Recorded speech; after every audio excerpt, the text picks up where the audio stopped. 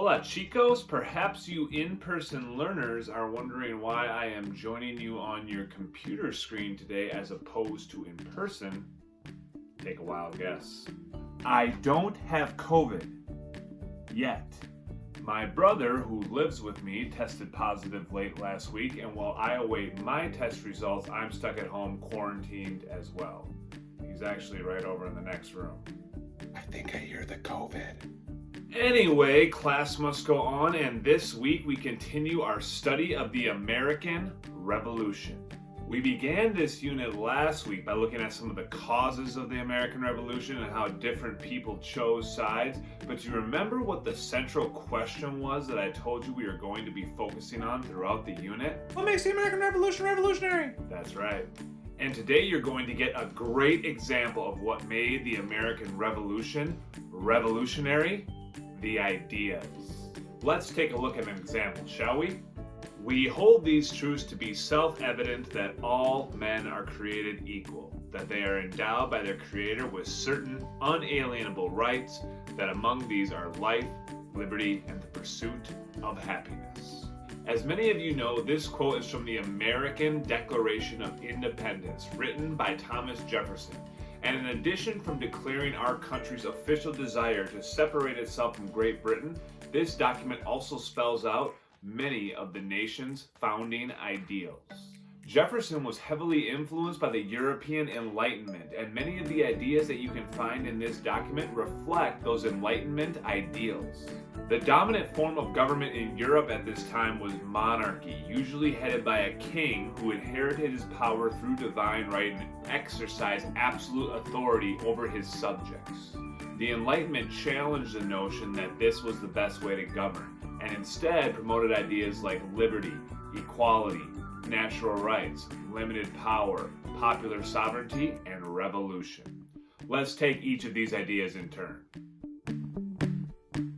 Liberty is a synonym for freedom and is based on the idea that all men are born free and therefore should not be made slaves by their government, or anyone else for that matter.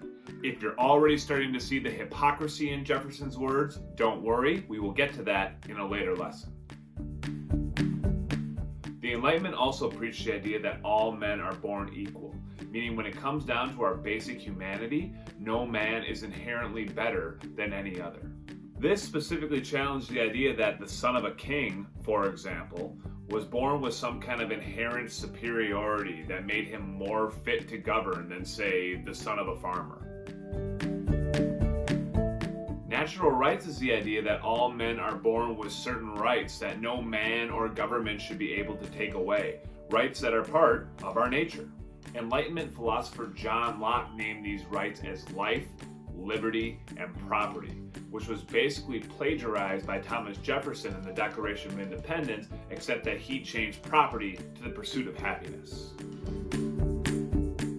And if government can infringe upon your natural rights, it makes sense that government's power must be limited.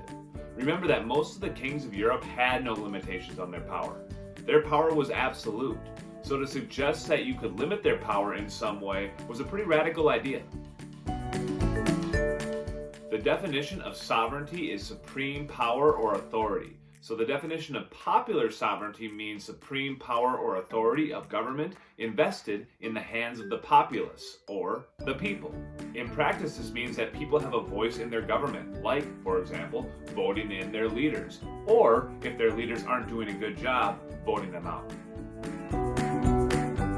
And as Thomas Jefferson says in the Declaration of Independence, when the government is not reflecting the people's will, it is the right of those people to alter or abolish it, the right of revolution. And this also serves as a justification for the American Revolution that they are having, as American colonists seek to alter or abolish their relationship with the British Crown. And it is all these things that make the Declaration of Independence one of the most important documents in American history. It's not only that this document gave birth to this country, it's that the document laid out the ideas that the American Revolution was supposedly about.